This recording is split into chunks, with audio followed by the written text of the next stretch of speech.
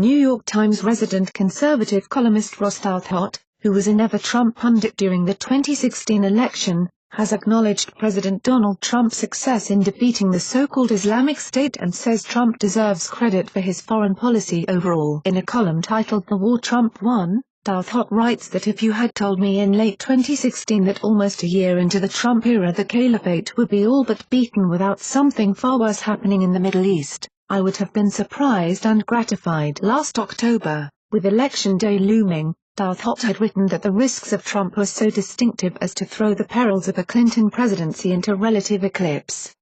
He warned of the possibility of a rapid escalation of risk in every geopolitical theater. A year later, Douthat is surprised and impressed by Trump's performance. For now, the Trump administration's approach to the Middle East has been moderately successful, and indeed close to what I would have hoped for from a normal Republican president following a realist internationalist course. Douthat faults the press, including himself, for ignoring the victory over ISIS and not adequately reporting an important success because it does not fit into the narrative of Trumpian disaster in which our journalistic entities are all invested. He explains further. In particular, Trump has avoided the temptation often afflicting Republican yerba hawks, in which we're supposed to fight all bad actors on 16 fronts at once. Instead, he's slow-walked his hawkish instincts on Iran, tolerated Assad and avoided dialing up tensions with Russia. The last issue is of course entangled with the Great Collusion debate, but it's still a good thing that our mini-Cold War has remained relatively cool and we aren't strafing each other over Syria and the Trump strategy on Israel and the Palestinians. The butt of many Jared Kushner jokes, seems not crazy. The relatively mild reaction to recognizing Jerusalem as Israel's capital may be a case study in expert consensus falling behind the facts.